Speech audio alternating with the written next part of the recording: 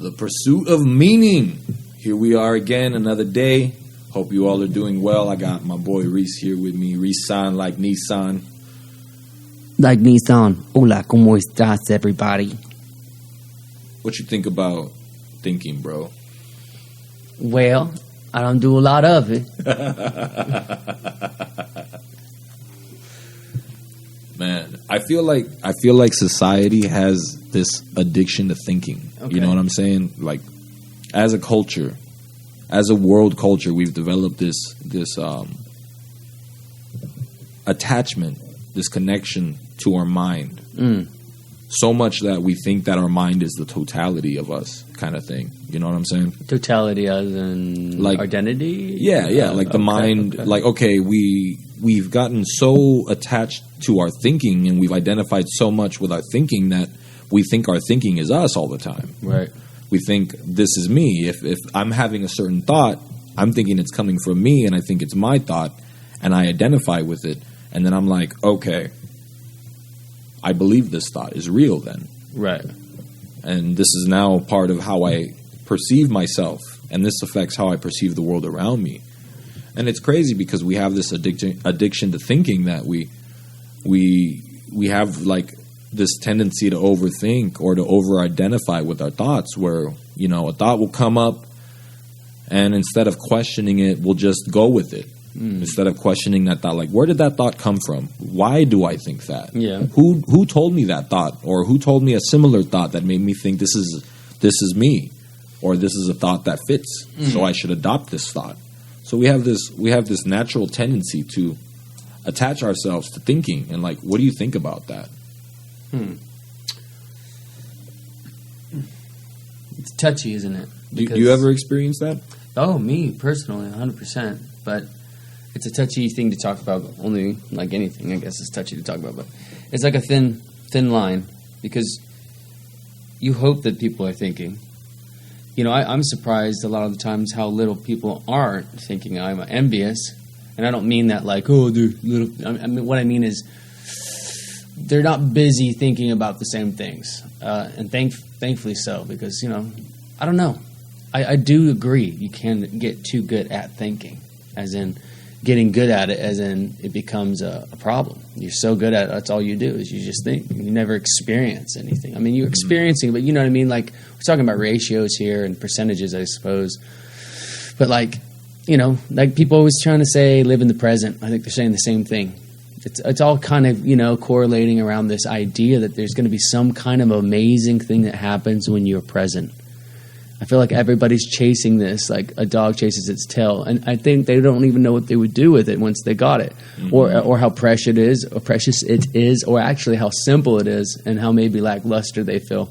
Because when you are in the present, and of course, you know, as soon as you realize you're in the present, you're no longer in the present. But like when it's happening, it's happening. It's nothing like there's nothing to write home about being in the present, except for what was happening in that present. So, like, whatever was happening that was amazing, you're bungee jumping, you jumped out of an airplane, whatever the fuck it was, in that whatever you were doing, you were just doing that thing. You weren't, like, in quotations, in the present. Right. You know, or you weren't, in quotations, not thinking. Of course you were thinking.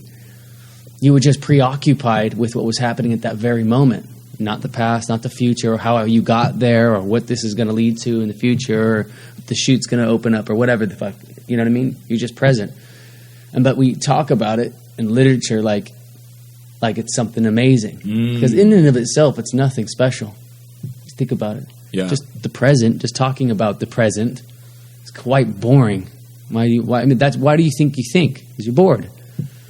You're not preoccupied with something that's important enough to capture your attention.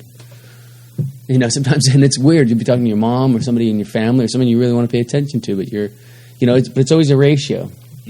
Like right now, you're thinking while you're listening, but you're actively thinking and listening, and here and there, you and I will come in and out of consciousness or the present, all these different words we use for it. But, you know, yeah, I think it can be a problem. It has been a problem in my life. Thinking too much can just rattle you. And then the sad thing is you look back and you're going, man, but then there's that thinking happen again. So it's like kind of like I said, it's weird to think that the more you live in the present, the more you're going to wake up one day and be an old man. Because you're not sitting around thinking about melancholy thoughts of days gone by and how they're going by. Like there are people who live in the present and they'll see their kids running down into the pool and jumping down into it, and they'll be like melancholy. Like, oh, this too will pass. Shame, but it's happening there. But they're already sad about it. They're already like sad it's like about it, they're thinking about their 20-year-old, their 20 years already. from now, when I won't have that kid, and it's like they miss out on their kid's childhood because they're so busy missing the fact they're so busy thinking about how they're going to miss it. They're going to miss. I got to be careful I don't miss out on my kid's childhood. Well, just be present. You're at his baseball game thinking about that right now. I hope I'm present enough. You're right there, dude. You're there. You're picking them up every day. I think there's this. On a tangent, sorry. No, but like what you're talking about is when it comes to the present moment. There's this big.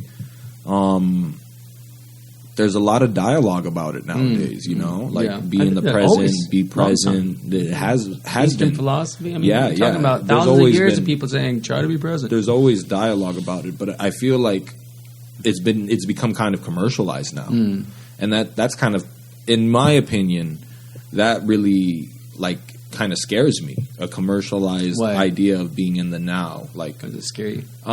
Because once it's commercialized, somebody's making money off of it.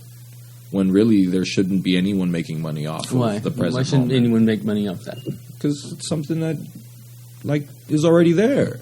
Well, people make money off the present all the time. Well, right? I mean, I guess what I'm talking about is that state of consciousness, and propagating it. They're saying oh, okay, hey, reach this state of consciousness, reach this level of awareness, pay me money and I'll get you there.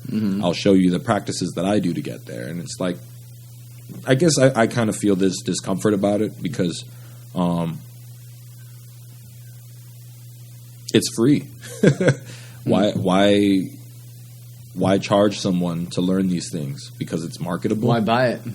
Why buy it if it's free? Exactly. That's actually a better question. You obviously are the person who needs to buy it, because if you're the person buying it, then everything else has failed you. I mean, when you can't rely on your parents and some friends or a cousin or an aunt or uncle, if you've made it to something like, let's say, if you made it to 20-something, if you've made it to 21, I feel like, 27. If you make it to 27 and you're not somehow, somewhere in this day and age aware of that old school, one of the pillars of philosophy, living in the present, and it's always the pursuit of, it's one of the fundamentals, you know what I mean? It teaches you the fundamentals of philosophy to teach you to understand that most things that you think about are unattainable. You're never going to attain an ultimate answer, but that's what a mind wants. It's hungry for. A person who is a thinker is hungry for answers. That's what gets them on the path. And what's another? We're going to go right back to another pillar. The more you know, the more you realize you don't know. Yeah, exactly. That's what I'm saying. The stupider you are, the stupider you realize you are. The dumber you are. The more there is to know. The more you know, the more. Right. It's endless. Yeah, it's endless. That's why ignorance is bliss. And all these ones that we think are like modern, maybe from the 70s or even in the last 100. These are all old phrases that come from some deep place, philosophically, but have come into our dialogue a long time ago, where it's just every day. I feel like certain phrases have become great switches for the mind. Because we have this addiction to thinking, blind leading the blind. We have this addiction to seeking knowledge, and sometimes we have to realize that there is no be-all, end-all. There's no destination. It's just a journey. And it's an endless journey. It's infinite. And that can be overwhelming, right? And in fact, because our brains can only process so much information, that can be especially overwhelming subconsciously on us. So I think sometimes we have to find a way to shut our mind off and just be like, hey, ignorance is bliss. So I'm not going to think about that right now. Or hey, I'm not gonna chew on these thoughts for 2 hours because I'm not getting answers. If I'm not getting answers after 10 minutes, I'm just going to kind of let it go, and maybe the answer will swim to me. Right. Albert Einstein once used to say that, something like that. I think a million times, and I never find the answer, but I stop thinking, and the answer swims right to me. He says something like that, Albert Einstein. Yeah. But, this idea of you mentioned philosophy, and there was something interesting about philosophy that caught my attention, because I remember learning that in a philosophy class, and it was kind of like like an evolution, the history of the theory of evolution, and it kind of covered all the ground of evolution, and then it also took like a philosophical approach to it. So it's a very interesting class, one of my favorite classes. But something that the teacher said is that thinking is a sense of dissociation. Like we when we're thinking, we're dissociating from the present moment. We're taking a moment away from the present to be in our mind instead of in the space and time of now. And thinking is like this activity that allows us to simulate different possibilities, right? Like, think about from a hunter-gatherer's perspective. You're going to go out hunting for the day. You're going to go hunting in the fucking jungles, and there's these big-ass trees with these long-ass branches and all these vines. It's hard to see. You know, you got to be quiet. You're able to foresee all of these things through thinking. I've been there before. What are the things in the environment? You can explore an environment in your mind before you actually experience that environment. Now, there are going to be some differences between the environment in reality and what you're exploring in your mind, but with your imagination, you can possibly foresee things that could fuck you up. Like, as a hunter-gatherer, if you know you're going in the forest, well, what's in the forest? Right. Fucking tigers. All right. I got to watch out for tigers. Right. And there's something adaptive to that, right? There's something adaptive to thinking. But I think that's the best example you brought up yet. Yeah. Only because it's simple. It's to what your ultimate point here is. But the man who sat in the cave and thought so much of all the things that could happen to him, starved. Got him anxiety. He starved to death. He starved to death. Exactly. Right. Exactly. Thinking because can either be a propagating situation. Whereas the caveman who didn't do much, well, not the caveman, but let's say his other guy on the other side of the fucking valley in the cave, who does very little thinking, but all he goes does to is stomach, shit. With a full stomach, because he just acts. He just acts. Exactly. He just acts, and he trusts something, or ignorantly trusts that when something will go down, he will be able to countermeasure it because he's done it before. That kind of thing. And it's almost like you take a man who doesn't think much at first and put him through a series of experiences, and he'll be probably better off and learn just as much, if not more, than the man who did all the thinking. Is it open? Tylo. Is it open? Oh, it's not. Back door, maybe. Sliding door. Tylo. My boy Tylo's here. But that shit is crazy when you think about it. What you were just saying. Mm-hmm. This idea of I went off what you were saying. Thinking, somebody who is thinking and acting, like someone who's thinking might not learn the same things that someone who's acting. Right. And someone who's acting might not learn the same things as someone who's thinking. But there's going to be some middle ground where they both learn the same things. Yeah. And there's an advantage to doing both, and there's an advantage to doing one and doing the other. It's like a constant flow. It's exposure. It's thought of exposure and then exposing oneself to it. I know I have to go out in the snow. What can I do to best survive? What can I do right now to foresee my future self and what I'll need? Yes. Oh, you know what I mean? I can only do so much because it only gets worse. The storm's only going to get worse. So whatever the fucking case is, I'm only going to get more hungry. I do at some point have to act. I can only think about something so much before I might starve to death. You know what I mean? Like we were saying before. Exactly. And thinking can be a paralytic, like analysis paralysis. Analysis paralysis. And then thinking can also be like an acting agent. You know what I'm saying? My boy Ty just walked in. What's up, bro? What's up, my man? Hello, ladies and gentlemen. Well, we're talking more about gentlemen than ladies. We're talking about thinking, bro. We're talking about the idea of thinking and like how thinking can take us away from the present moment. You know, definitely. Like, if you think about the present moment, now that you mention it, Ries, the present moment is like all action, right? Oh. If you want to go get that, that's only done. Grab it. Okay. We can always edit this out too, Corey. No worries. Yeah. If you think about the present moment, what's going on in the present moment? Nothing but action. Everywhere. All across the universe. Even in dimensions of space-time that we're not able to perceive, there's nothing but... Even when it seems small and still, something's going on. Something's going on. In between the fabric. Reality is composed of action. And that's Vision why, is a good way to look at it. That too, by the way, if you think about what you're saying too, it's like vision. Like the more heightened the sense you can see, the more you can see in between you and I right now. It just depends on the person's ability of vision, perception, acuteness.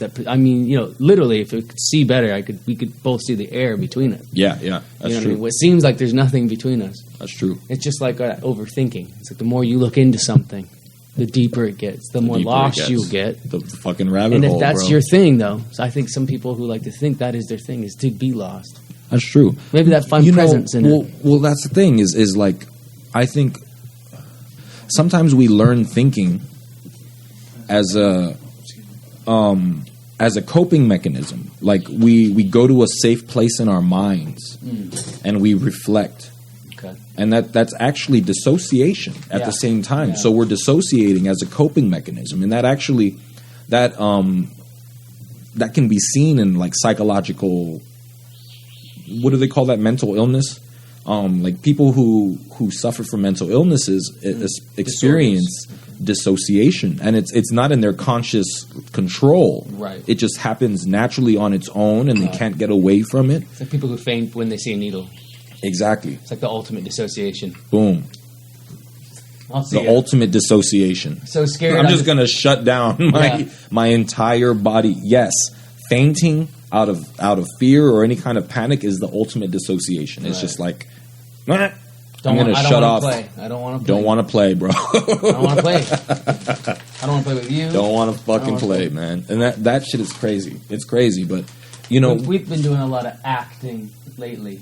Yeah. In our group, a lot of acting, a lot of activity. There was a lot of thinking going on for a long time. Oh, a lot of people thinking. We're talking about overthinking sometimes, and the fine balance. But there is a beautiful thing when you see an overthinker start acting, and start involving himself more in the presence. Yes. Or volunteering yourself for being present.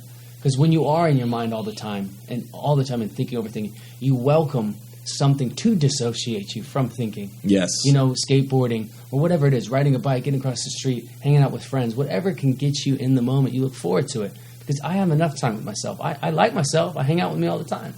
But it really is nice, and I look forward to letting someone else think for me, especially someone you trust. Like we're doing right now, you're talking, and I'm just going to I'm going to follow you.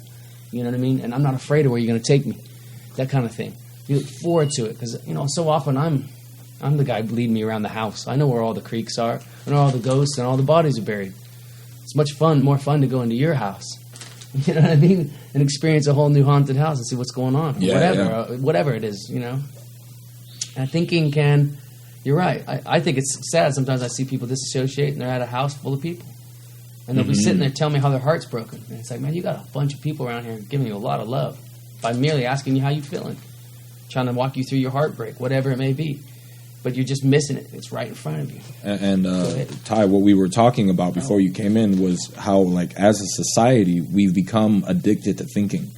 We've gotten so identified with our thoughts, with our mind, that our truth, that we think that that's it. That, okay, well, in this person's mind, this is what they see, so that must be valid. We've gotten so addicted to thinking that now we're validating thoughts from other people. And that's not a bad thing. My whole concern, though, is that we're validating the false idea of self that is projected through the mind. We're validating this concept of thinking that involves the ego more than it involves the actual soul or the person. And it's weird. I'm saying this as an example. Let me give an example, right? I got a great one for you if you need one. Go ahead. When you guys did this podcast the other day, first thing you said when you heard it, can't stand your voice, right? Most people can't. I think there is something kind of truth. It's not just your voice. It's you hearing yourself like everyone else does. And there's some familiarity going on there. I know that those are your thoughts, but all of a sudden that becomes a different person. All of a sudden you're judging yourself like you judge everyone else. This uncomfortable thing happens to you. I think it opens you up to this thing. Like, it's not just your voice. That's just the tip of the iceberg. You're like, oh my God, I just free willy-nilly just throw my ideas around like You know what I mean? Like, Yeah. you all of a sudden hear yourself. Like, when I hear myself with you, it's like, you really have to embrace who you really are. You're like, wow, I'm a chatterbug. I talk a lot about some shit that I don't necessarily know a lot about sometimes. You know what I mean? I'm talking out of my ass. And it's like, you have to be really forgiving. And like, but you were in the present. That's why you got to be forgiving. I was just being me with my friend in my room on a podcast. Exactly. You got to be and forgiving. We record it, and then you hear it, and you're like, wow, there you are. You're disassociating yourself immediately. Like, well, it doesn't sound like me, so it isn't me. And like, you go through these weird little things. But when you can get to the other end of it, and it makes you think less, actually. Or maybe it should make you think about what you say before you say it. I don't know. What way do you go when you listen to yourself? Do you censor yourself more? Which gets back to the disassociation. When you're talking to people, do you think back? When I was on that podcast, man, I was talking about this subject last time. I sounded like a fucking total. I don't know what I was talking about. I don't know who's in campaigning right now, or what's up with Biden, or whatever. I don't know what you thought. I used to be hypercritical of myself, and I think over time, I became less critical of myself, and I think I used to be hypercritical of myself as a coping mechanism. Instead of being critical of others, I would be critical of myself as like, all right, you know what? If I'm going to be a critic, I'm going to criticize myself instead of criticizing others. Speaking of thinking, that's something that I got myself to eventually. Because as we go through life, we start from a position of judging because that's in our mind. That's something that we're taught to do in school. We're taught to judge what's incorrect, what's correct, what's proper, what's impolite. All of these ideas of what's right and what's wrong, what's bad and what's good, we adopt this into our thinking, and that becomes an imprint on our mind. So we're just subconsciously judging everything we go through after that. And, it takes some level of realizing, like, wait, I'm judging someone else. Why am I judging this person? And then when it comes down to answering those questions, well, I'm judging this person because of this and because of that and because of this and because of that. And it's like, okay, well, what if they had the finger pointed back at me? Right. What would they say? Right. What would they say about me? And it's easy to say that until you feel it. And then you try to imagine what other people would say about you, or you just imagine what you've heard people say about you already, and you're like, okay. Right. And then you go through this thing like, well, if I'm going to choose to judge, if I'm going to be critical of anything, I should be more critical of myself. Of course. So over time, I became more critical of myself. And then at some point, I learned there's no fucking productivity in being hypercritical of myself all the time. Like, there's a time and place for being critical of myself, for sure. But being hypercritical of myself all the time to the point where I have to think of everything that I say and judge what I say before I say it, like, that's too much thinking. Way too much thinking going on. Like the caveman who was starving. There was so many layers of subconscious thinking that were going on in my consciousness that I wasn't able to ever shut it off. So no matter what, even when I wasn't thinking, I was subconsciously still thinking about something, still judging something subconsciously, and I still am. That's always going on because, of course, it's a very productive and valuable tool to have in our mind. But there's a time and place for it. It's like a hammer or a screwdriver. You're not going to fucking approach a screw in a wall with a hammer unless you really got no other tools. Right. And it won't work very well. And it still won't work very well. Exactly. So, like, you got to know when to apply which tool, and when the tool is even necessary. Right. Like, okay. So eventually I learned how to stop judging myself. I learned how to stop judging myself so harshly. I'm sure I used to have possible. Well, yeah, like I learned how to stop judging myself so harshly. That's what I was trying to say. So instead of judging myself, I notice things about myself and I become an observer to who I am. But instead of judging, I just say, "Oh, okay, that's interesting." Awareness and critical is different. Oh yeah, being aware of what some people like to go hyper aware. I still don't think there is. I still don't feel like it's a bad word to be aware of oneself. Awareness. It's good to have awareness. Yeah. I don't know if there's an overabundance of awareness. I guess it is a weird line, though, between overthinking and awareness. Awareness is just aware without thought, but you have to have thought to be aware. You have the thought of being aware, I guess, and that's where it stops. Well, I don't know. I'm getting caught up in some semantics. There's observation, and then there's evaluation. There we go. Now we're getting muddled. Now we're getting into the real semantics here because when we're observing something, there's not much judgment going on. But when we're evaluating something, there is judgment going on. And there are times that I evaluate myself for sure. Yeah, of course. Especially when I'm at work, I want to evaluate myself. Critique. There are times for critical thinking too. The same thing. I used to critically think myself into fucking rabbit holes that would make me depressed. Yeah. But at some point, I realized, okay, there's a time and place for this. There's no need for me to be so critical of myself or to be so critical of the world or to be so critical of ideas or what someone's saying. Like, I could just be like, you know what, this is cool. I'm observing this. I'm not going to evaluate it because it's not in my consciousness right now to be in evaluating. When you watch someone do something that they love and they're doing it even just slightly well, that's the best place of all those things happening. I'm evaluating, I'm aware, I'm present, I am judging. The judgment's all coming back good. And it's like we welcome good judgment, positive judgment, so we can't down judgment altogether. Because we like positive judgment.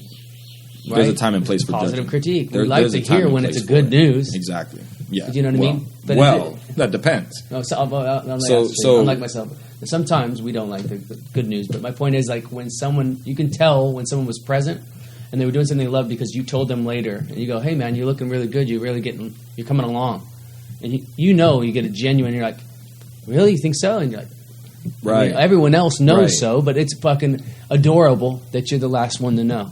And that's when you know whatever that person's doing, they should know. Like, that's when I know I'm present. I don't even have to try. I just go do this thing. The ego has this tendency to identify with positive judgment because it wants to. Of course. It wants to be positive. So it has this tendency to be like...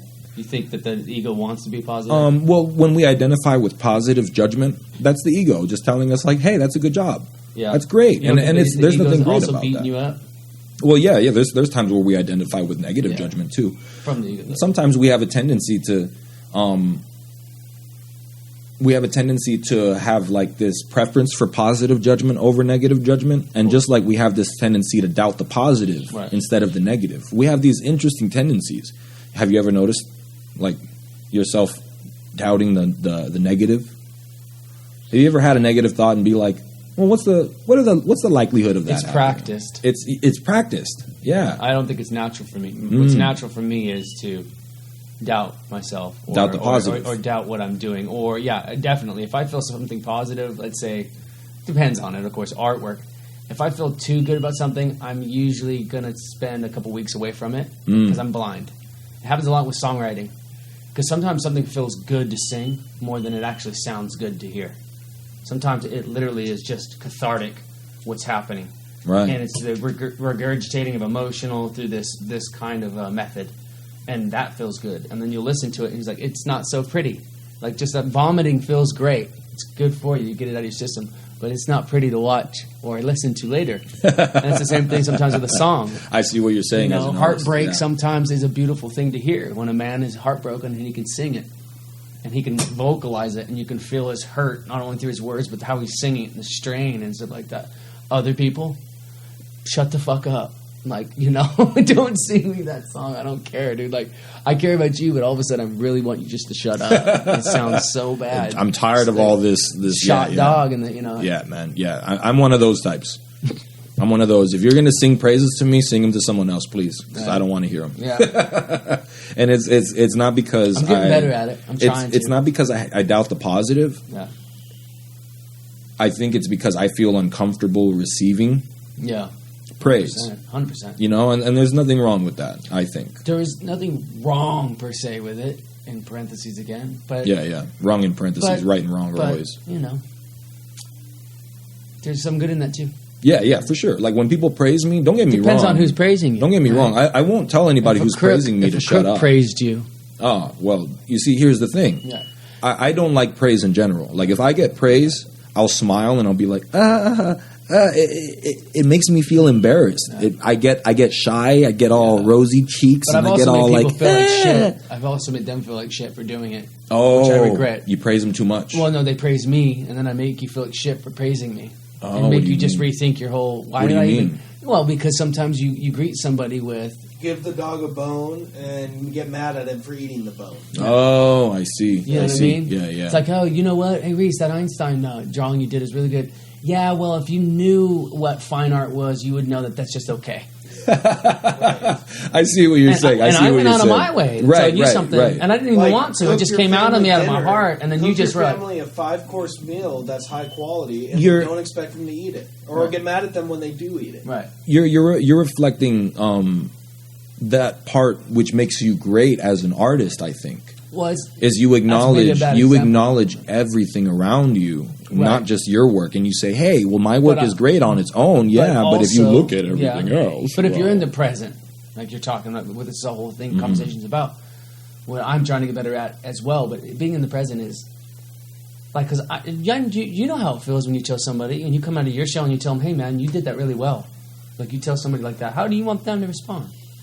At the very least, a smile and be like, "Hey, man," and look at you in the eyes and thank you. No, I appreciate you seeing me, or some. I'm just saying, or nothing. But you don't. It's weird. I'm weird. I'm weird. I don't care how people respond. Fair enough. But, it's weird. Okay, if he turned around and slapped you, you're gonna start caring. If he turned around and slapped me, I'd be like, "You're gonna care." Why'd you slap me, bro? That's a good point. That's a good point. And it's not for us to do that. And like, I wouldn't want it. When I tell people like they're beautiful, or they're like fucking handsome, or they're fucking talented, or they're skilled, I don't expect them to like, "Wow, coming from you, that's amazing." I'm not saying that. I'm just saying I don't expect anything other than it's like neutral or positive. I don't expect someone to turn around and go, "What would you know? What would you know about art anyway?" Okay, and that's me hating me. I'm not even hating on you. Yeah. If someone responded that way to praise, I would not even know how to respond to that. I'd be like, "Whoa!" That's all. I'd be like, "Whoa, I'm sorry." Yeah. I'm sorry I even gave you any praise there. Excuse me. Well, it's just like anything else. Art is it's called fine art, right? So it's this cloak and dagger that makes people look and sound like they're more smart and intelligent than they are. Really, I'm no different than any of you or Tyler with the skateboard.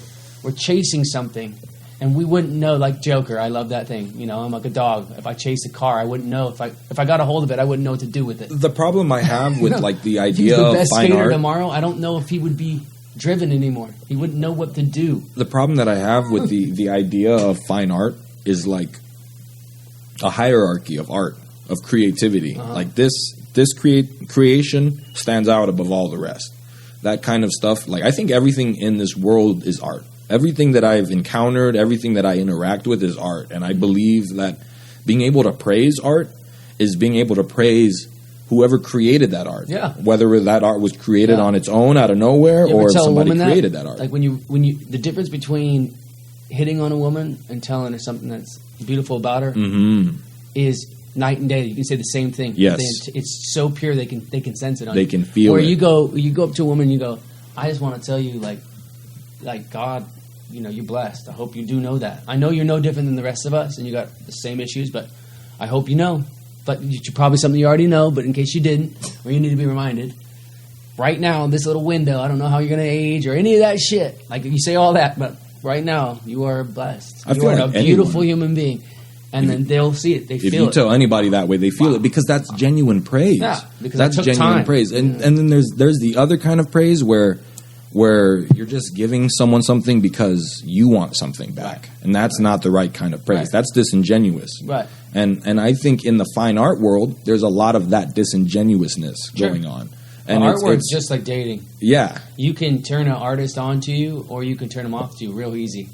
You can make, while you are a fan of an artist, you can actually make him a fan of you. If you give an artist the kind of right praise, he'll look for you the next time that he has in a gallery. He'll look for you. He'll want you to write about him because you see him how he sees himself. So if you tell an artist something that he thinks about himself or what he's trying to portray deep down, you found out, say, and you go to him, he's like hook, line, and sinker. He will be on your nuts, or she. Because you'll be like, I really see what you're trying to do here with the modernism right here.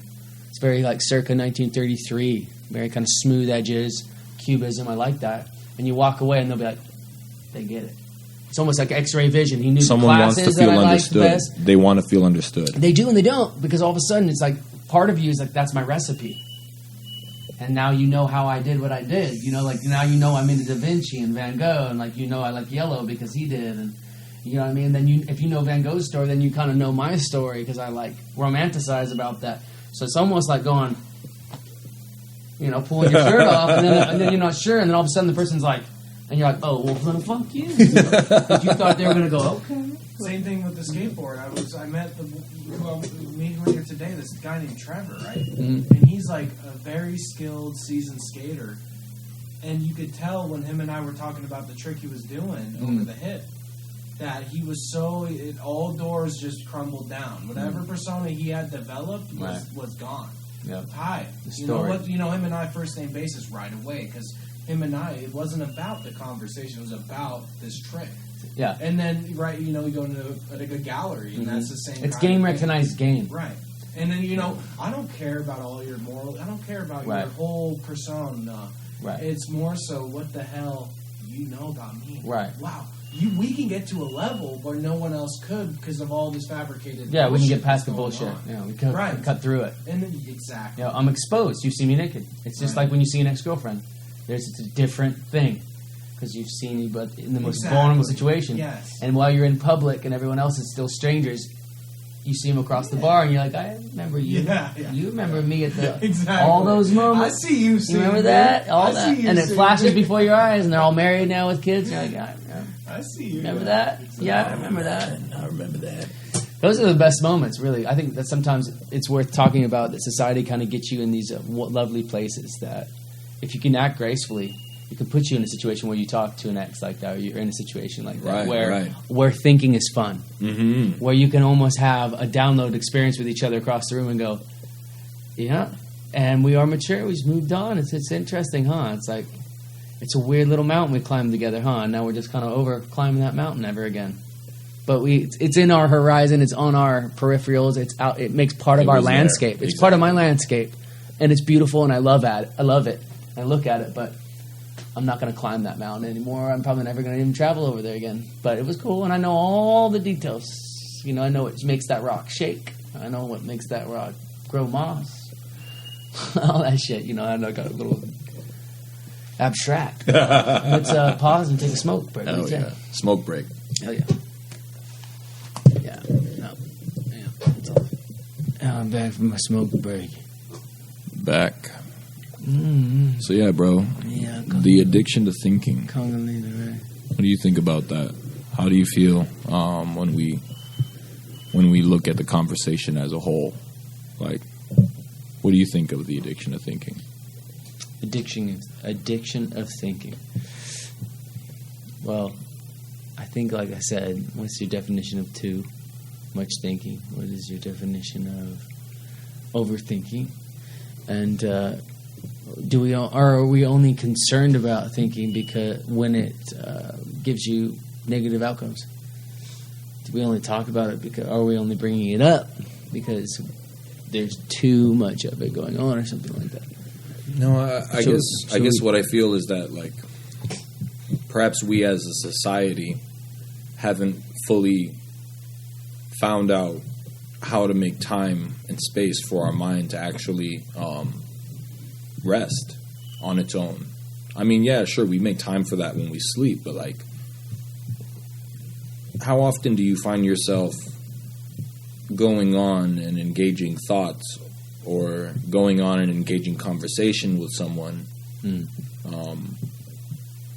instead of sitting with yourself and having a conversation with yourself and noticing the silence in between each conversation, you know?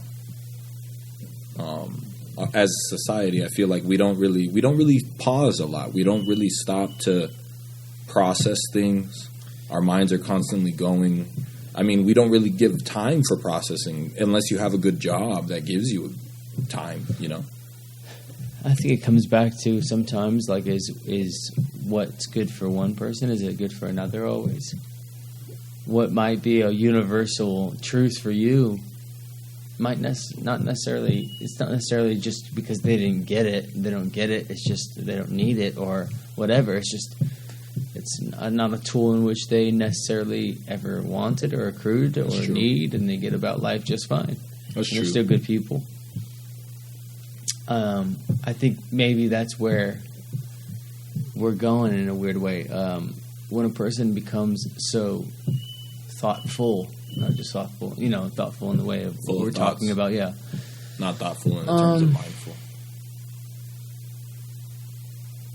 you kind of handicap yourself in a sense for the rest of humanity, or what you think you are for the rest of humanity. You know, you're taking one for the team. You're asking yourself questions that you think the average person don't get a chance to ask themselves, or if they do, they're in a predicament in which, if they found out the answer, it would put them in a state of trouble. You know, drop everything, work's not important, 9 to 5, yada, yada, yada, whatever it may be.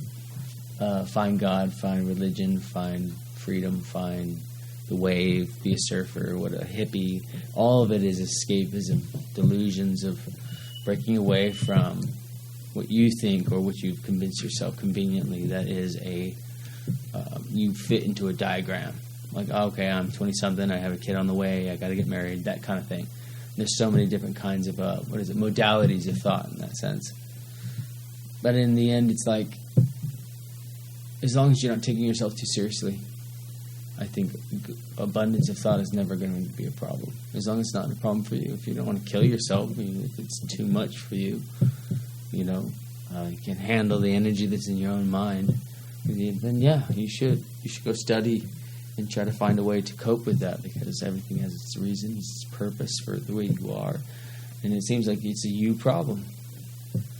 Everything is a you problem. And so when you say too much thinking, it's not that I take it personally. I just think, I think a lot of people could do with a little bit too much thinking. It's a lack thereof that if you really want to get into a conversation, that's really where it's at. People who have a lack of thought, a lack of thoughtfulness. That's the interesting thing, is that, everybody thinks. Even people who can't hear and have never heard language being spoken through their own ears think. Yeah.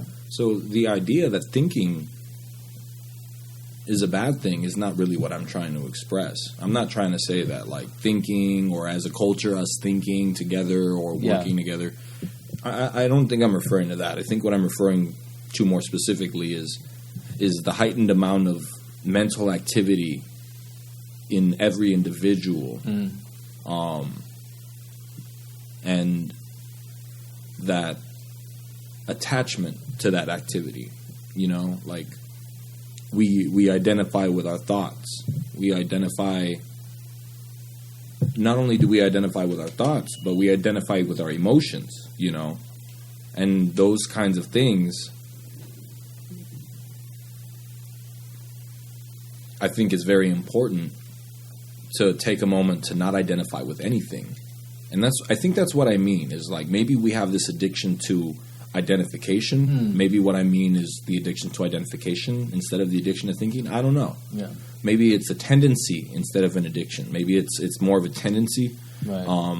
But what I'm trying to say is taking the time to not identify with something is just as important as taking the time to identify with something. And I think us as a culture, we take more time to identify with things than we do to actually take time with identifying with nothing and just sitting around and realizing, like, hey, dude, like, I'm just here. Yeah. And maybe some people identify with nothing a little too much, right? So it's not like only the people who are identifying with something too much have a problem,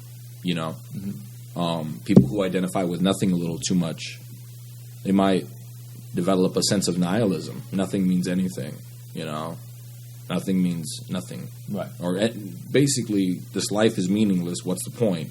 It can get people to a state of depression. So the idea of not identifying with something isn't the actual antidote to the over-identification with something. I guess what I'm talking about is finding a balance between, like, identity and non-identity. Yeah. Like, why do I have to identify with a group just because I share the same color with them? Or why do I have to identify with the group just because I share the same sexuality or the same hair color, the same eye color? Right. Why do I have to identify with anything just because somebody told me? Or another thing is how we adopt these beliefs about ourselves that come from other people. Beliefs about ourselves that come from our experiences, or other people which come from other people's experiences. Like, there's so many layers to this idea that we identify strongly with too many things too often. And we forget to return to that source of non-identity. We come to this base consciousness. We eventually develop an identity out of nothing. So it's important to remember that we have no identity at the same time while having an identity. Right. It's like knowing when to wear that mask and when to play that role. Right. You know, and maybe sometimes we don't have a switch for that. We don't have a switch for when to turn the role off. In fact, modern society is getting people to think that whatever switch you're on, that should be what the switch that's on all the time, you know? And I don't really agree with that. Yeah. I think, like, what gets airplay when someone says, you're disassociating. So that's got airplay, and it's been used only and only getting airplay in a negative sense, if you will. So it's like disassociation is a natural thing that is necessary. Yes, absolutely. So there's nothing wrong with disassociation. Like, again, when we learn things, the best thing you can do is disassociate yourself from the study. Just learn from it. You're not those people. You're not them. You don't have to take it fucking to bed with you. You know what I'm saying? It's not, everything you learn doesn't have to be so heavy. Just take it in. Exactly. Disassociate yourself exactly. from the study, but take the fucking information regardless. And that's the thing. I think people taking it too seriously. I was just thinking about that. If we have a word for it, there's a necessity for it too. That's what I guess I'm always going to. Like, we're so easy to judge and title certain words or certain things. Let's say disassociate in this particular conversation. It's like, and from here on out, when someone says that, it'll be seen or heard or felt darkly, if you will. And it's like kind of bullshit. If it's around and it's been around long enough that it has a word that human beings have put to it, then it has importance. And I'm sorry if right now and this time in your life, or maybe always in sometime in your life, that this word affects you and it makes you feel canceled or whatever the fucking abundance of words, things that you could say about it. It's all... It's bullshit to me, because it's like you feel what you feel. You use words. We all butcher them, and we use them at our will to express ourselves, to paint some prettier picture or some kind of picture. In the end, whether it's dark or bright, we're always trying to make it prettier than it actually is, and that's what we use words to do. We paint with them. And would you say that a lot of us take ourselves too seriously? What you're talking about is actually very interesting, especially how we paint with words, language, and how we express ourselves. I'm just saying, like, all of these things have their place. Disassociation, all these things that are like no words are actually fucking for sure healthy things to talk about too, or good things to have. Yeah, if you have just a bit of them. Abundance, okay, maybe we could talk about always ratios, but if we're talking about it, it's because it's human. And that if we're talking about that, means it's necessary. And whether you like it or not, and that's usually, I think, what it comes down to, is a person's opinion on their own nature. I don't care. I do care. It's interesting that you kind of fight, not you, but like some people fight with their nature. At the same time, you could get to know that nature. Exactly. Because you're stuck with it. Exactly. Your whole life. And these are the people, dark, and they think it's romantic and shit. It's one thing to be dark and have a disorder because of it, and it's another to act like it.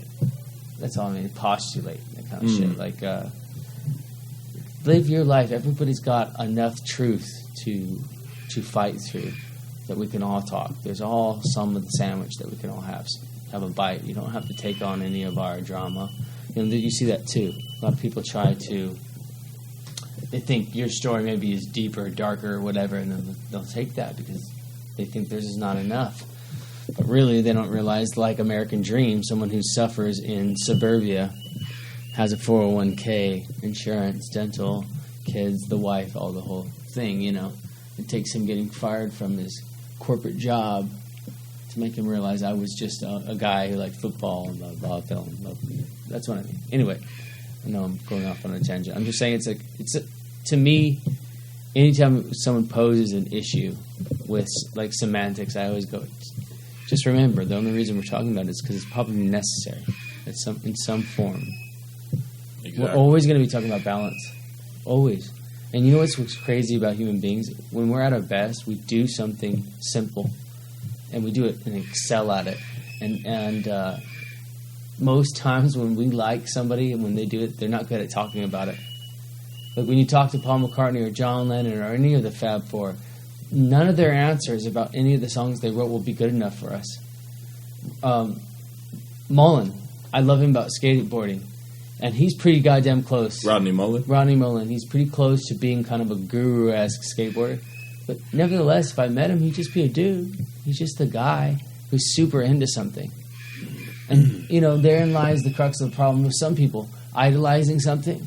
Some people need something up high in stone to make them be a better version of themselves. Some people need to regulate and make everyone human and on some kind of basic level, on the same level to succeed. Everybody needs, what I've realized, everybody has to fucking spend a certain amount of their life trying to find out what the peers that they look up to and humanize them so that they can actually excel. Some people never get there.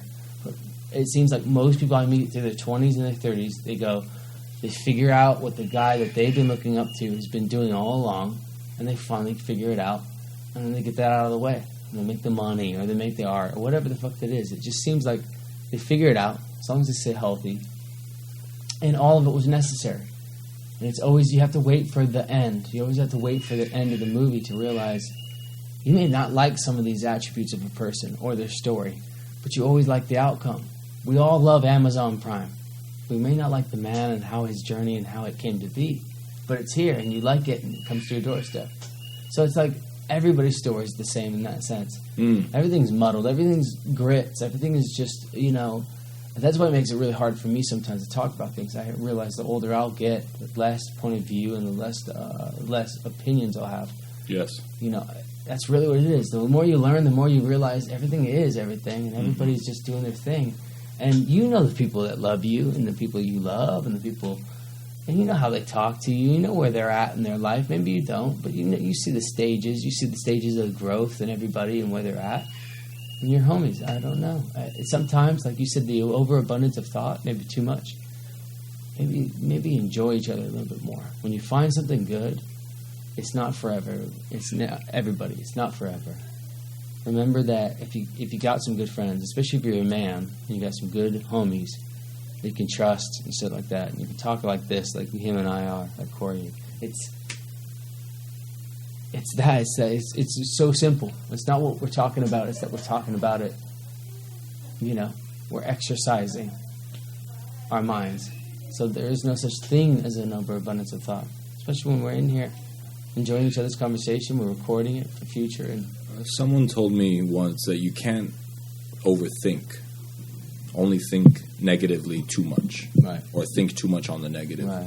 What happens to a person when they overthink? You know, I think, well, you know, it's really interesting. We don't overthink the positive, right? We overthink the negative. We second guess ourselves. I think we do judge people sometimes when they do. Mm-hmm. And they're too blissed out. There's a reason it's called blissed out. Right? And we judge them. They must be on something, right? Yeah, there's no way that they could be that happy. We start becoming a little cynical of their own energy. Right at the stoplight, we already made their story. They must be on meth. They must be on something. But we're really projecting at that moment. Of course, we're projecting our own, you know, energy into that person as a mirror. Yeah.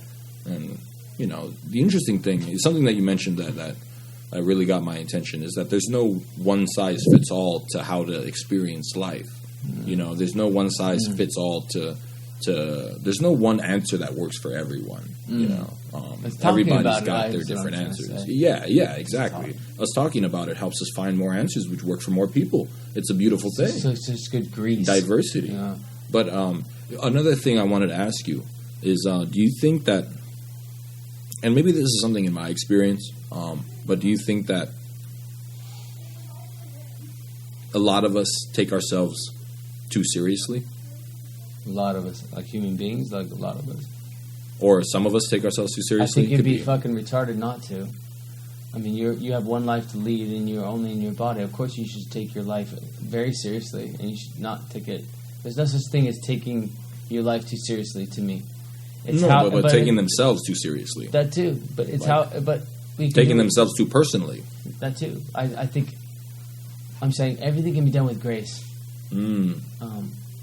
I hope to be surrounded by people who take themselves very seriously. That doesn't mean you're not funny. It doesn't mean that you're not, contributing in lighthearted ways. It's just like I take existence very seriously, and that's why I like people I like that much more. I know we're all not here forever, and that I don't need that. But I'm just saying everything always culminates to a positive outlook in that sense. That's all I mean. It's like, no, I think as long as you don't, have somebody who's just sitting in a dark corner and all their thoughts lead them to just not want to be here, kill themselves, blah, blah, blah. Not that we all haven't had that, but it also takes the person in a dark spot to understand that that's normal. I don't know. Everything have you met everything. anyone who takes himself a little too seriously? Or at least, have you met anyone who you told yourself that they took themselves a little too seriously? And how common do you think that is? I think it's common because it's played out in our culture, and I've heard it said to a lot of people. It doesn't mean I believe it. Played out in our consciousness collectively a lot. Yeah, that's what I mean. I think it's been misused. So I've heard it a lot. I don't think there's a lot of validity to it, but take yourself too seriously. I mean, unless you're in war times and you're in the Holocaust and you're hanging men at the front gates because you didn't work fast enough, then maybe you're working too hard. But other than that, I've seen people who just destroyed themselves and blamed it on work or blamed it on working too hard. It's not. It's always you. Yeah. It's always a you problem, man. Yeah. I can see that. People can do whatever they want. They can make it work. I've seen a lot of people make it work. As many people... That's what we were always talking about, though. Everything that makes the press is somebody who didn't. My parents did this. They're musicians, right? And that's how my family worked out. So, Joe being a family whose parents are musicians, that's not the story, and that's not how it should be summed up. The thing is like, it can work out different. So it's like sometimes it's better to keep your mouth shut on your life experiences to somebody who's going through something that seems similar to your shit. It may look like it, smell like it, doesn't mean it's going to be you. It's not you and the girl you were. It's not the same. Sometimes, you know what I mean? Like, give advice to people, but remember that they're not you, and the bitch that they're with is not you, the chick that you were with at the time. So, I've definitely gone through periods in life where I took maybe something a little too seriously, took it a little too personally, and let it affect myself negatively when I didn't have to. But didn't have something that I've experienced for sure is I've noticed that there's been a change in my awareness over time, over the last 5 to 6 years, maybe even greater, about 8 years now since I'm 31. But there's been a change in my awareness where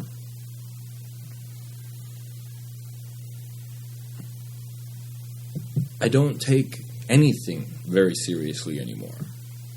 And it's actually, it actually at some point became a problem where I stopped taking a lot of things seriously, which it probably wasn't good for me to stop taking it seriously. So that's why I think it's interesting. The idea of taking something seriously is not a bad thing.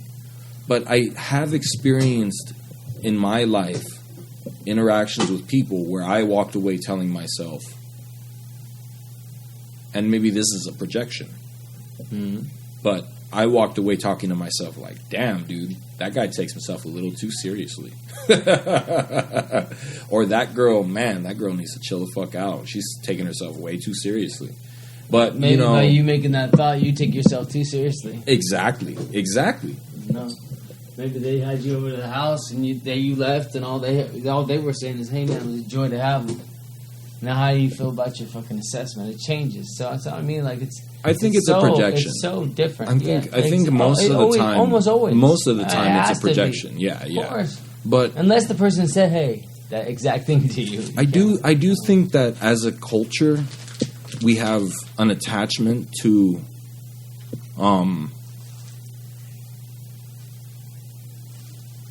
materials, and I think that attachment to materials crosses over into other areas of our life where we develop this attachment to our ego, you know, and I'm just trying to help myself figure this out because I don't have that. I don't have that situation, or maybe I'm not aware of when I do have that situation. You know, And I wonder if people are aware of when they have that situation, because that situation can be helped with mindfulness and becoming aware of it, becoming aware of yourself. And getting to know yourself can help you understand others. So it's very important. But at the same time, I also think that as a culture, we could benefit from just letting go. And it sounds very cliche to say it, but as a culture, I think we could benefit from not letting go completely on the extreme, because we're always on those extremes. Oh, letting go means completely letting go. And it's like, well, completely letting go is zero. To get to completely letting go, you don't have to get there. You can get to a letting go for 5 minutes and see where that gets you. You can get to a letting go for 30 seconds and see where that gets you. But I think us as a culture, we struggle with letting go of things. Western culture. And it's because we've developed this identity formed on thinking, formed on sense experience, formed on, physical reality. We've gotten so caught up in that we've forgotten that there's more to it than just that. I would say this. Much more. Let people put people put as much importance into you as they need to. You know what I mean? I think people are so concerned about being relevant, and they don't even know it. I say, let people put as much importance in your life as necessary. Or if you're a good guy... Let people put as much importance into things that they want to, right? Well, that in general, but I'm talking about how we deal with each other. Just literally, in the end, you're not going to alter very much by worrying about it or thinking about it or any of that shit. So not. I say just cruise. Sometimes I think about these things because what I want to do is make something that seems inaccessible to most people more available. I want people who are not aware that this is available to them and free, completely free. All they need to do is make time for it. I want to make that available to them.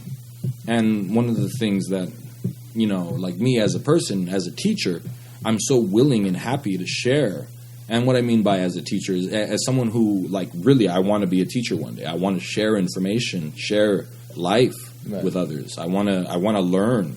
I want to learn from others' shared experiences and things like that. I want to learn from life. I want to learn from all the different aspects of life. But we also have to be okay with those who aren't there. They don't want to do that. One of the things that you mentioned. There's no fucking. I don't know. One of the things that you mentioned was importance. Yeah. Allowing others to put their own level of importance into things, and something that I have experienced is not putting too much importance on things that are going to hurt me or things that are going to cause me to be ineffective. Yeah. So one of the weird things, and I think I'm trying to get to a point, but I keep losing it. Right. The whole thing is accepting that others put their own importance in things, right? Accepting that others put their own importance in things, and that, sure, of course, that might bother me, but I have to accept that that's what someone's putting as an importance. Because I notice in our culture, and I'm not trying to change our culture, I'm not trying to change the whole world or change society. I just want to make the information available to others. Like I was saying, as someone who wants to be a teacher, I want to share with others who are seeking. I want to share with others who have questions and want to experience this. Sure. I want to share with them that experience that they can finally let go of and not take things as importantly as possible. One of my problems is that I've had an issue with weighing importance on things in life. I had to learn some things are important for other people, and I cannot disrespect that. And I had to learn that in one way or another. Yeah. But the whole thing is I still struggle with allowing that someone else is going to find this important. Right. And they're going to find that important. And even if it affects the world negatively, even if it affects them negatively, even if it affects things negatively in general, which it probably won't, but that's what I tend to think is wow, this is affecting them so negatively. They don't need to find this so important. They could let it go. that's only something I want to make available to people. Is I just want to make that availability to just, hey, everything that you're worried about right now, let's just let go of that for 30 seconds. Let's let go of that for however long it lasts. That's a nice thought, and let it come back whenever it's ready. But when it comes back, take a look at it. Take a good look at it, and ask yourself questions about it. And when you're ready to let it go again, let it go and see however long it swims away from you. Yeah. And then when it comes back to you, accept it coming back to you. Yeah. And think about it again, and then let it go again, and do that. And I think that as a person, I've benefited so much from that that I want to make that available to others who have not realized that that's fully available to them all the time, everywhere, and it's completely free. And I want to offer it to them free of charge. But how do I do that? How do I do that? That's the struggle I've been in. That's what I'm. That's the whole struggle I have with that's you. That's the whole spark of this conversation. That's what started me on this conversation. Is I want to make this available to others, but how? Because what we're talking about, we've gotten down to some real shit here, bro. I started from the addiction of thinking to the addiction to identifying with things to just putting too much importance into things, because you've helped me figure out this thought and frame it into different ways and understand it on different levels that I didn't previously think, So how can we? What do you have boiling in your mind right now? I can see it. Is steeping. No.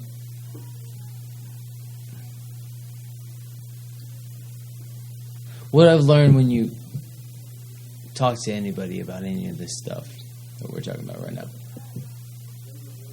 it's not like they're easily lost because they're uneducated or they're not deep enough or they don't have that depth, whatever. Doesn't that's not, those are it not doesn't indicators. resonate with them or whatever. Right.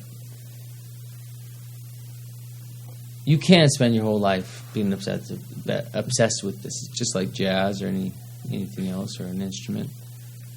I would just be. If you're into it, I could totally just not accept it, and I'm sorry. I could totally accept the fact that there's nothing I can do about it, and carry on with my life, which is pretty much what I've been doing. Yeah, so I guess that's what I'm saying too. There's nothing I can do about it too either. But I enjoy dissertations on how you're working it out. I'm doing it too. We're all just figuring it out. And the problem is not problem. I think sometimes it comes up that it's not good enough for people to go. It is just talking it out. There's really no answer. Ultimately, there's no gold at the end of the rainbow when it comes to any of these kind of philosophical questions we do from day to day, overthinking, whatever the fuck. But truthfully, it's the good work. It's the work that you do regardless of whether you like it or not. So you might as well get keyed in, try to understand it a little bit, and then go on with your life, because life is short, and it's just a tool. It's to be taken seriously, but not too seriously, because there's a lot of other things going on. The more you know about yourself, the more you know about everybody else. I mean, these all sound like fucking little cookie crumbs. Cookie cutter phrases. Yeah, but it's true. No, it is. It is. I mean, you can choose to. You have love for everybody, even on death row. There's a love. We're all existing. It's a bummer. You can only imagine if life's being taken, or you're going to be taking it, or whatever. We're all swimming together. Just keep swimming. But if you're thinking about it, there's no such thing as overabundance of thought, in my opinion. The only reason it becomes overabundant is because there's no one to share it with who takes it as thought. They can share and share with you as well as their thoughts on life, and have a healthy outlook on the end of the night of it.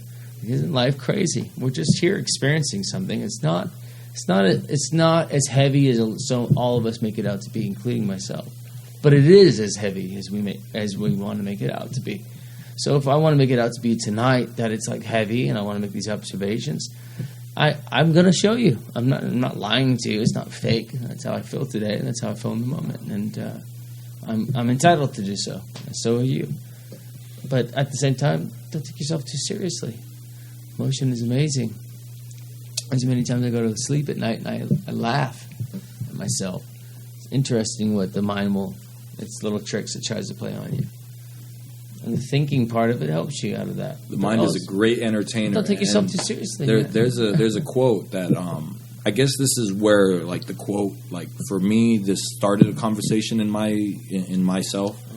I had come to this quote says, "The mind is a humble servant but a terrible master." Right?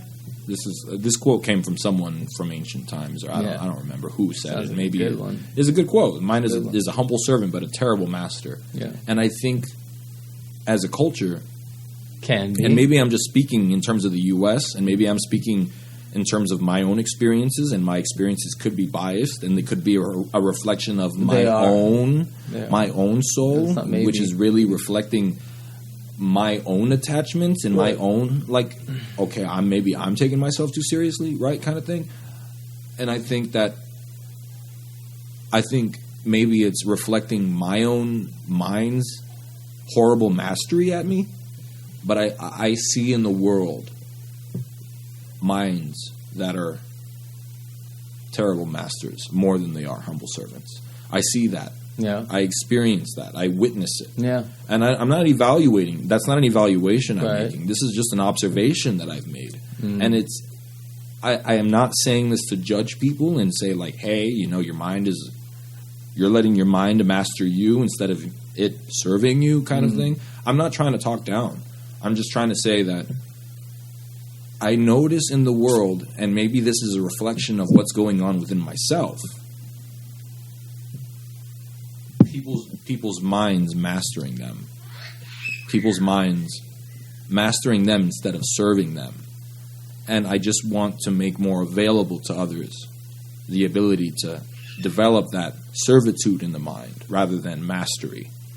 Because like, of course, it's not about mastery of the mind. It's not about mastering your mind or becoming a master of anything. It's just about really...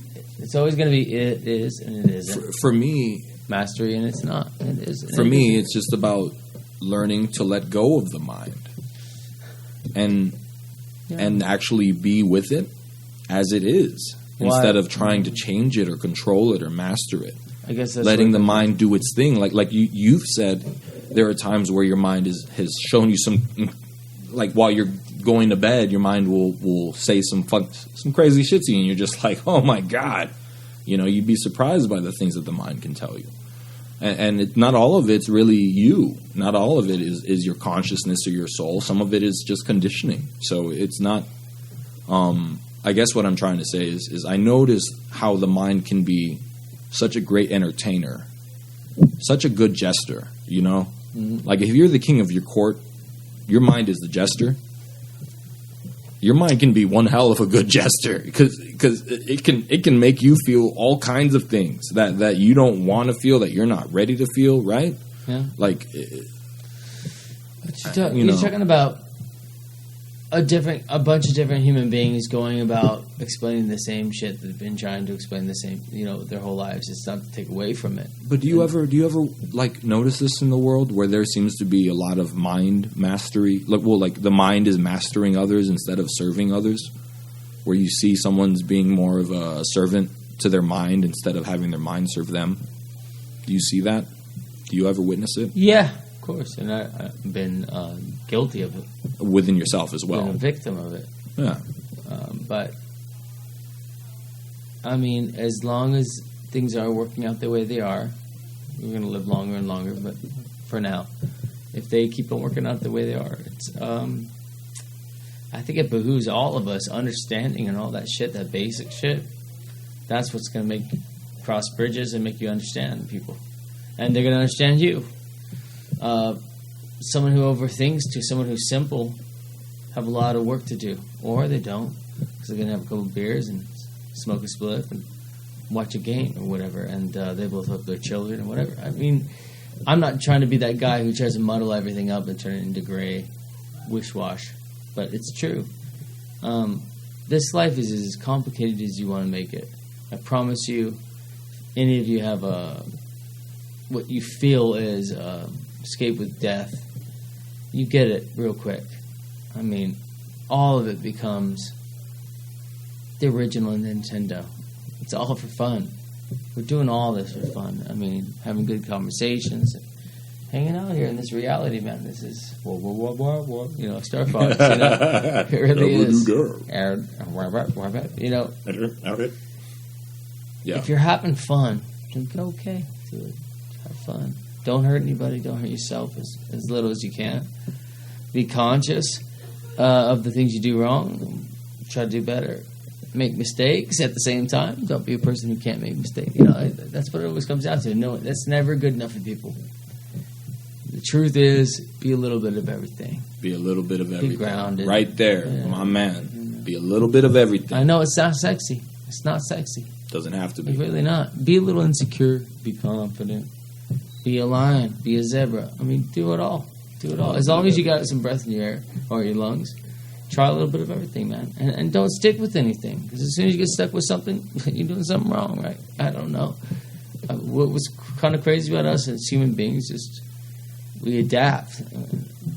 This world that we live in is constantly changing, so we're never in a state of constant. So you're always constantly adapting. So we're never getting used to one atmosphere or one savanna or, I don't know. Have fun. That's all I got to say. Have fun, enjoy yourself. Literally, it's too short. Just have fun, talk. Overthink on the positive for sure. I think overthinking, if you can talk, there's no such thing. If you find somebody you can just talk, like we're doing right now, there's no such thing as an overabundance of thought. What kind of thinking are you doing? And as long as the person you're talking to is not judgmental, there's no such thing as a bad thought. And it always leads most often to healthy thinking. Most of the time. Love pretty much squashes out the evil quotations out of all of us. I think developing trust and love within ourselves. Yeah. Love yourself. You know, and love each other. Trust. Don't be afraid. Cultivate that trust and love within ourselves 100%. and share it with others.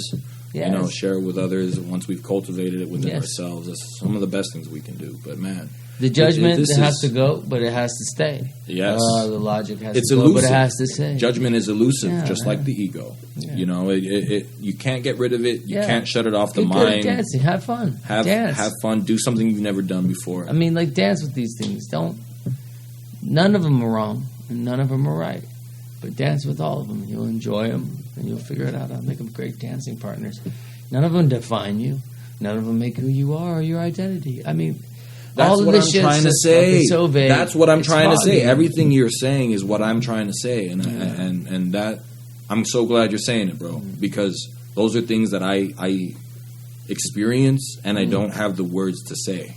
But it's okay too. Don't be down about it. No, I love it. Not you. I mean, just because there's not a definite answer to something doesn't mean you have to, maybe think more about that. Your approach on how you appreciate, it's just what it is. We are here, and it's great that we have time to twiddle our thumbs and think about it. I love my friends. I love everything that comes out of everybody's mouth. It's just, as long as we're not trying to hurt each other, everything's all good. You don't want to hurt yourself. Experiment. Hurt yourself. I'm not going to stop you. Don't kill yourself, because I promise you, I don't promise you shit. Do it. Kill yourself. Don't kill yourself. All I can say is it's one big experiment. Enjoy yourself. That's what I say. And joy is different for everybody. Some people are dark, and that's what they get enjoy. I'm not gonna fuck with you. I'm not gonna fuck with what you find fun. This is your time. You were born. Enjoy it. I don't know. All of this sometimes I get very conflicted with, because I think what I've been trying to get at this entire time, and it was something we talked about outside during our smoke break, but I forgot to mention it during this chat, is I think we get stuck in the loop of problem solving. And that's what I mean, is the addiction to problem solving. Our mind is meant for problem solving. Sounds like that's a problem for you. Our mind is, for sure it's a problem for me. Yeah, for sure it's a problem for me. But now lately I've noticed that it's something I've been able to accept instead of it being a problem. There you go. It's not a problem anymore. I'm not really problem solving anymore. Yeah. I haven't. That's one of the things that I've kind of noticed, is sometimes I go to a nothingness state of mind. Yeah. And that nothingness state of mind brings me so much joy and energy that I'm able to do the things that I need to do. It's not glamorous, man. That's what I'm always trying to say. It's like, as glamorous as you want to make it, is my point. Well, yeah, that's true. It's not glamorous. I guess what I mean is it recharges me. Until it's not. It has its moments, of course, like anything, but I think as a culture we've become so attached to problem solving that we've started putting people into boxes. Yeah. And we've started putting people into boxes saying that once you're in that box, you can't get out of that box. Sorry, you're in that box forever. Yeah. And But I can't sit in the bar with that person who made the title. So Exa- all I can and do then- is trust and love that As there's a- another human being in his life that's like But me. as a culture, what right? we, or as some individuals, what we do is we put some people into boxes immediately, and we decide, okay, that's not my kind of person. Not gonna fuck with you. But we're not like that, you were just saying. My point is, we're not. If you truly understand that you're not that unique, there's a version of you for everybody in everybody's life. That's There's true. always Corey Yep. for everybody. There's Yep. a Reese in There's a everybody's different. life. I wrote a poem about that. You know what I'm saying? There's a Yes. Reese for everybody. So you just have to appreciate the fact that they're doing their job. Hopefully, I do my job. I'm hoping the Reese of somebody else's life is doing his job. Trust I can't that. help Trust everybody. the oneness. Trust that everything Yeah. will be all right. And all I can do is when I get good vibes from my friends and they support me, I try to turn it around, make it better. You know, it's the best one up each other you can imagine. Steel sharpening steel, bro. Yeah, whatever. Steel sharpening steel. Whatever you want to. Yeah. You know, when we're talking about different friendship phrases. and we talk about that kind of stuff, we can never talk about that enough. All you can do is be super understanding, no matter what. No matter what, as long as no one's hurting you or hurting anyone you love, and they're just trying to be themselves and trying to tell you about themselves. All you can do is listen. You don't need to understand or even fucking follow. But if you're there with an opening ear and go, hey man, that's great. You know what I heard? Passion. And everyone knows what that sounds like. Everyone. Come on. Everyone knows what passion sounds like. Boom. And that's all you can do. You give an ear to people who have passion. Guess what's going to happen? They're going to give you an ear. And all this shit that we need and we want, we talk about how we're lacking, it'll all come. The only thing that's happening is most times you aren't doing your earthly duty. Being human, get in touch with other humans, make it work, get along, compromise, and do it every day. That's what it is to be human. That's what it is. I mean, it's what every other life form's doing. You can sit in your fucking mobile home and well, I'm depressed and I'm fat. There's a reason. Because you just fucking don't want to do the work. And there's a little work involved, but it's easy. Come on. You have friends. Meet up with people. It's fun. It's fun. I'm sorry. I've been where you're at. If you're out there and you're like, I don't have any friends, well, get the fuck out of there. Get out of there. Go to fucking somewhere else where you can fucking sit down with people and tell them right off the bat, hey, listen, I'm just looking for a good conversation. And ignore whatever your mind tells you to kind of make you doubt.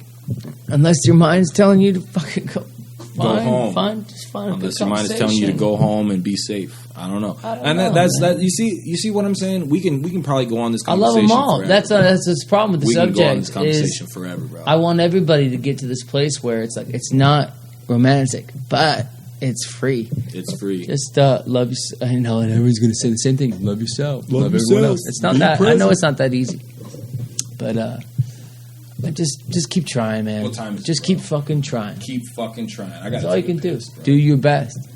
I don't know. If you guys like this conversation and want to catch more, subscribe to us on YouTube. Give us a like on the video. Drop some comments below. Just wanted to let you know I appreciate you taking the time to tune in. That was a wild conversation. Could have gone on forever. Probably will go on a second or third time. But in the meantime, stay tuned. We got more coming your way. El Piso.